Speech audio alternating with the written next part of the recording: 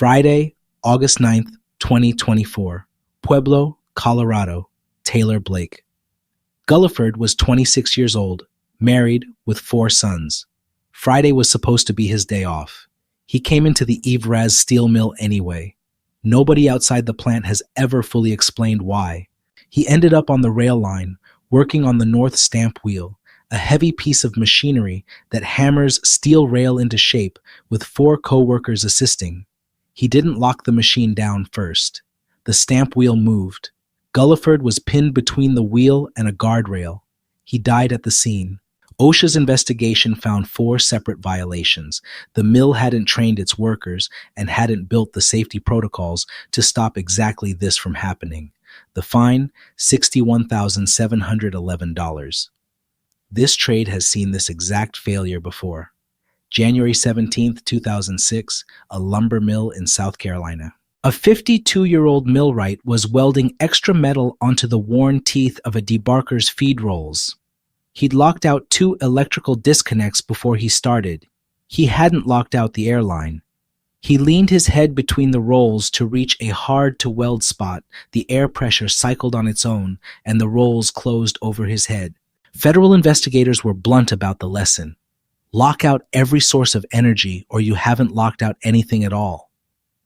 Now here's the number that should worry every plant manager in America.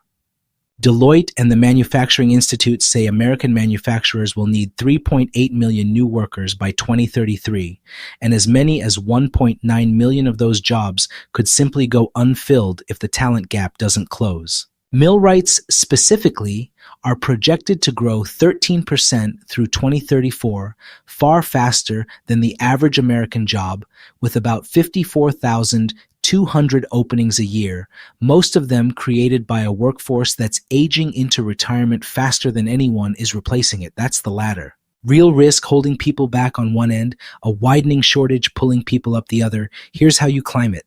Rung 1. You apply for a 4-year apprenticeship, either through a union millwright local or a non-union trade school. Getting in usually means passing an aptitude test, math, and mechanical sections. Once you're in, the training itself is free. You only pay for textbooks and supplies, typically under $400 a year.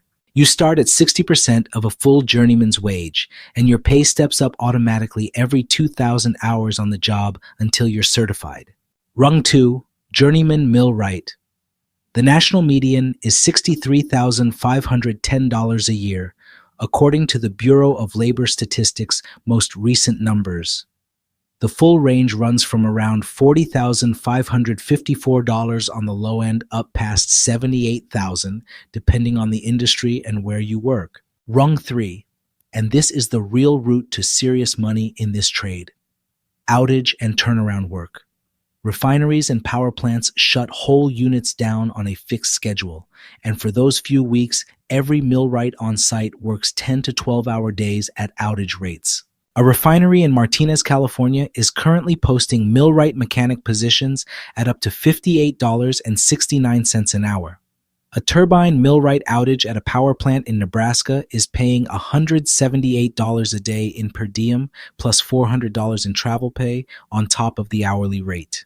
Stack 2 or 3 outages a year, and a journeyman millwright can push towards 6 figures without ever holding a management title. Rung 4. Move off the tools and onto running a crew. Millwright foreman pay runs roughly $50,500 to $76,000 a year.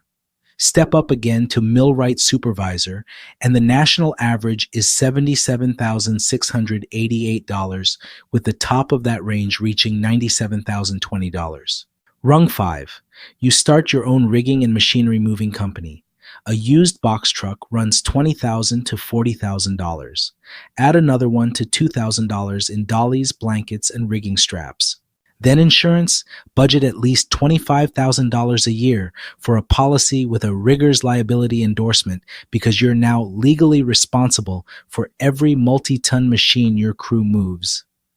Most owners finance the whole setup with an SBA loan somewhere between $50,000 and $150,000. Once you're running crews instead of just hiring onto one, a certified rigger on your own payroll earns $45,000 to $65,000 a year before you're cut.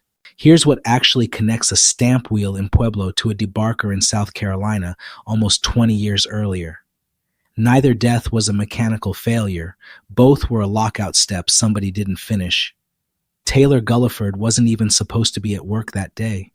He walked in anyway, onto machinery that should have been locked down, and he never walked back out. He left a wife and 4 sons behind. Meanwhile, American manufacturing is aging its workforce out faster than it's replacing it.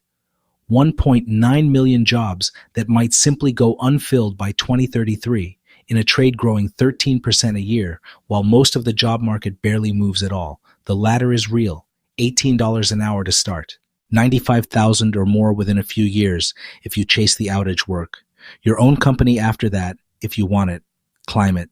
Just lock the machine down first, every time, all the way, not just the parts that are easy.